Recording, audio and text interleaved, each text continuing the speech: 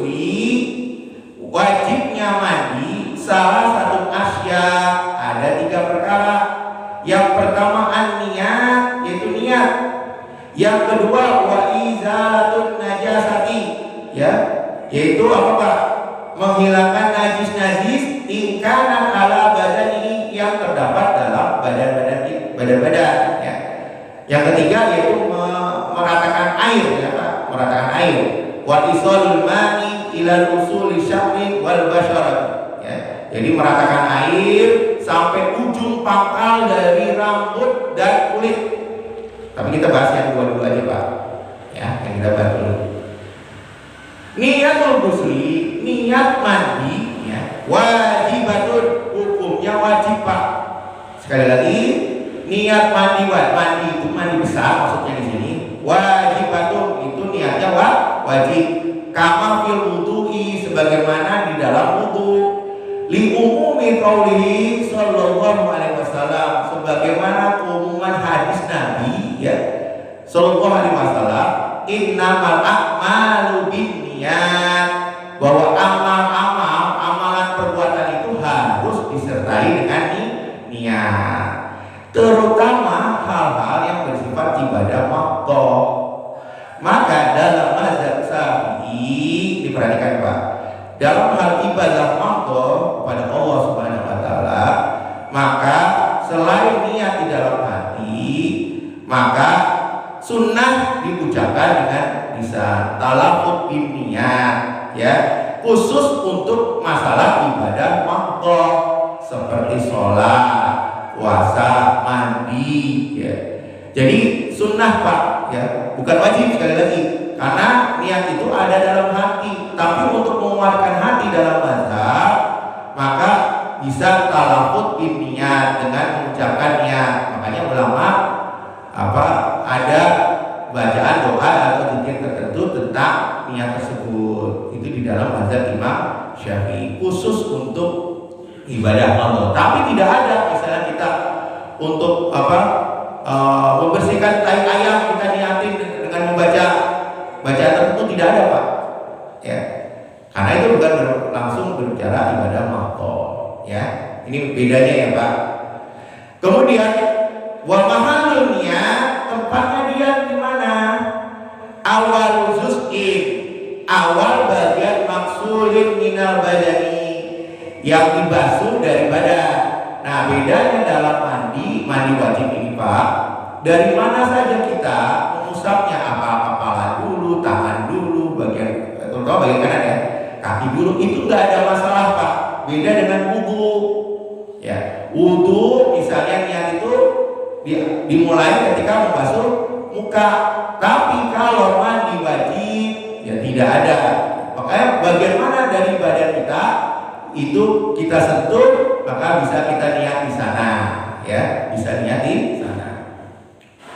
Kemudian wa kaifa ituha ya. Apa tata caranya? Anyan dia junubu raful jinabah.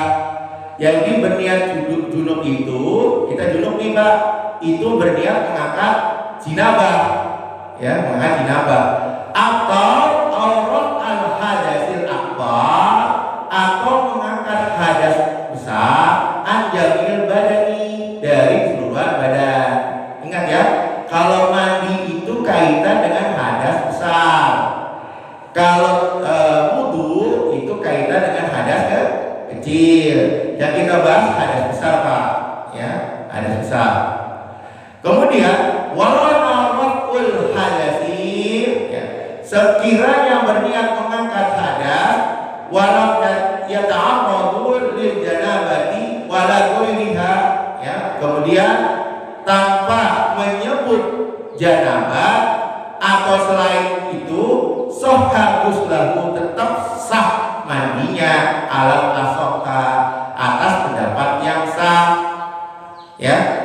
Li'annal hadasa, karena hadas itu ibaratun an mani'an minal sholat ya. Jadi karena hadas itu adalah ungkapan ya, ungkapan dari penghalang dari sholat, wa ghairi hadas, selain sholat, ala ayyil wajil atas perkara-perkara atau amalan-amalan yang wajib.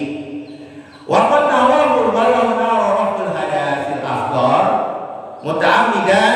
Nah, kalau kita berniat mengangkat hadas, kita mandi nih, tapi kita niatnya mengangkat hadas kecil secara sengaja, Pak, sengaja kita mandi nih.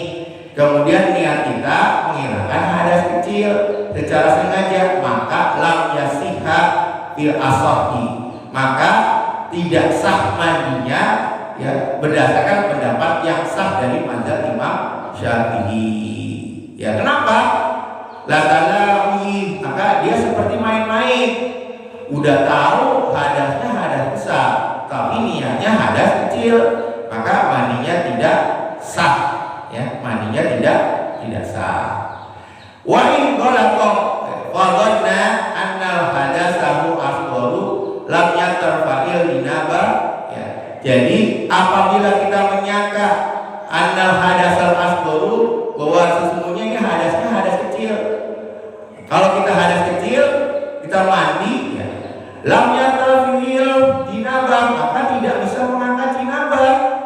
Anggoiril afdalil wudu, ya, selain ya afdalil wudu. Jadi kalau kita Pak niat kita mandi nih, tapi niatnya niat hadas kecil, yang terangkat tidak semua jenabahnya, tapi yang terangkat hanyalah anggota wudu. Ya, anggota wudu terangkat karena dia niatnya